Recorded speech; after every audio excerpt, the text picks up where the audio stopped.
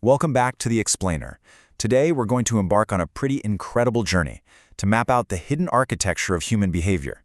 Have you ever wondered why you do things you literally can't explain? Or why the exact same relationship patterns just keep repeating in your life? Well, today we're going to teach you how to view the mind through the lens of the psychodynamic approach.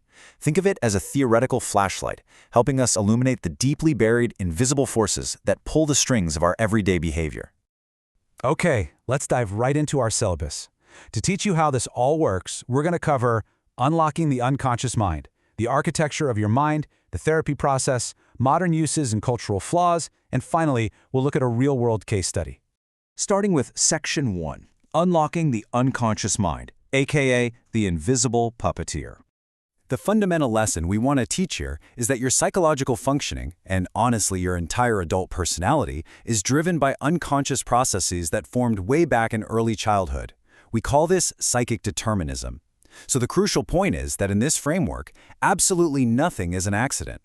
That awkward slip of the tongue during a big presentation, forgetting your coworker's name, even the bizarre, completely random content of your dreams. Psychodynamic theory teaches us that every single one of these has a specific hidden cause. It's like your mind is divided into conscious, preconscious, and unconscious layers, and that deep unconscious layer is a massive repository for unfulfilled desires, past hurts, and disappointments. It's secretly pulling the strings of your conscious life. So how did we actually figure this out? Let's take a quick look at the history. Back in the late 1800s, neurologists like Jean-Martin Charcot were trying to treat hysteria, which were these severe physical symptoms that had absolutely no medical basis, by using hypnosis. Shortly after that, Joseph Breuer found a huge breakthrough with a patient known as Anna O.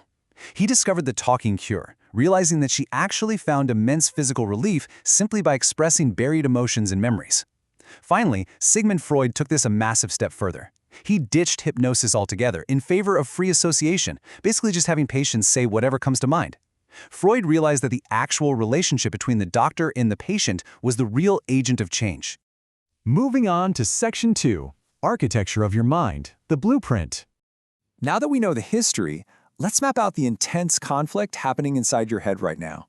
Psychodynamic theory views the mind as highly dynamic, meaning it's active, changeable, and constantly at war with itself. On one hand, you have the id. This is the original, entirely unconscious part of you, driven purely by the pleasure principle. On the other side, you have the ego. The ego is the realistic part of your mind operating on the reality principle. The ego is essentially acting as a desperate referee, constantly trying to negotiate a compromise between the primitive demands of your id, the harsh realities of the outside world, and the moral censorship of your superego, which is the part of your mind enforcing learned societal rules. If it feels good, do it. That is the ultimate mantra of the id. It's that primal, instinctual drive bubbling right beneath the surface in every single one of us. It's the primary source of psychic energy, just constantly pushing for immediate gratification of our most basic repressed desires.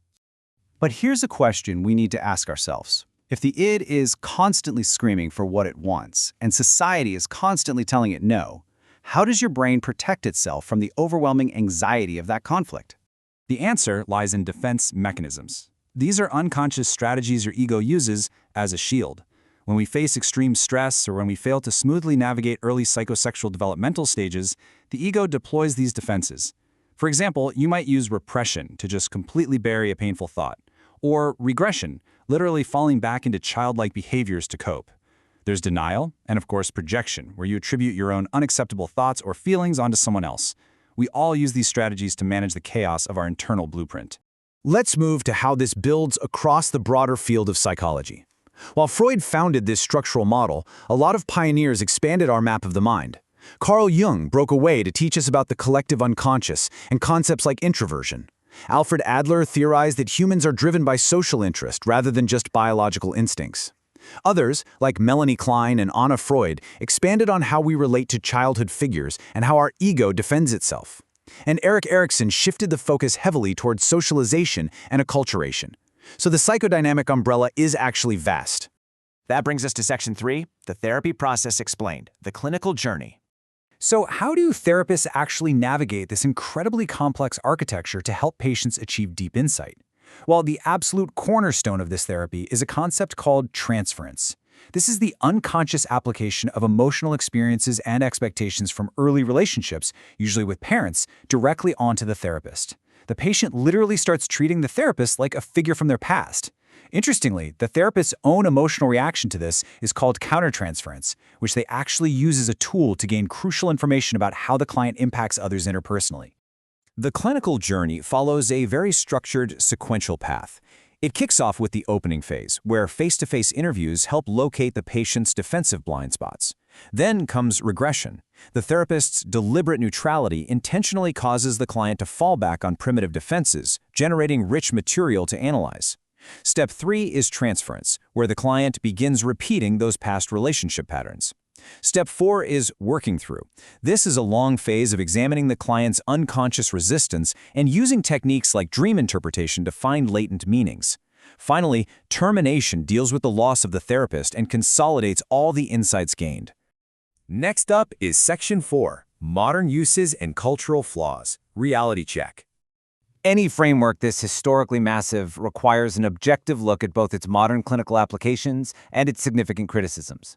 Now, while traditional psychoanalysis is famous for taking years and requiring a second mortgage, the approach has definitely evolved.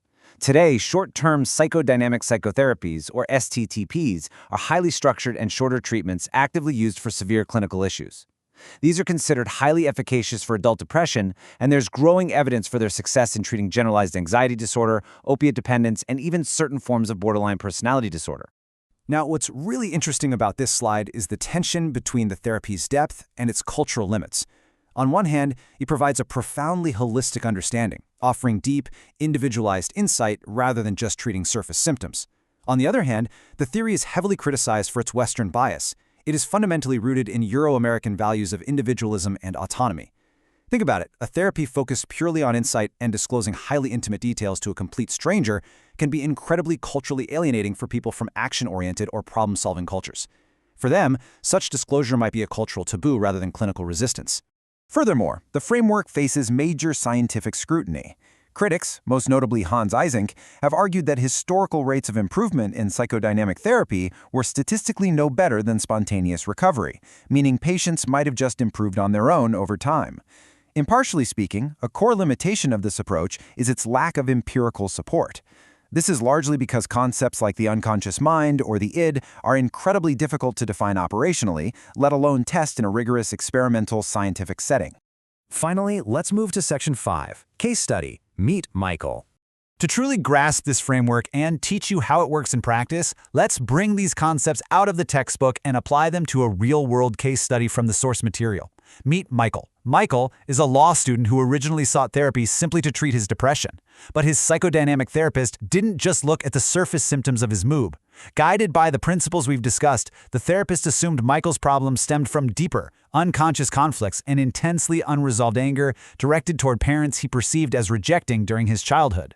And this brilliantly illustrates the concept of transference in action. During their sessions, Michael continually exhibited highly deferential behavior toward his therapist. Without consciously realizing it at all, Michael was treating his therapist exactly the way he treated his parents. He was reenacting a deep, childhood fear of being seen as weak or inadequate, projecting his past relationship dynamics directly right into the therapy room. The therapist noticed this pattern and used a technique called interpretation to directly confront Michael's defenses. Initially, there was resistance. Michael was extremely reluctant to face these painful childhood memories. But by working through that resistance, they achieved the ultimate goal of the therapy: insight. Michael finally understood that the defensive patterns he developed to survive his parents' rejection were the exact same unconscious patterns that were currently ruining his adult romantic relationships. By mapping out his hidden mind, Michael was finally able to navigate it, which leaves us with a final thought for you to reflect on. Based on the principle of psychic determinism, the idea that absolutely nothing is an accidental glitch in the brain, what invisible, unconscious forces do you think are shaping your behavior right now? Thank you for joining us for this explainer, and keep questioning what lies beneath the surface.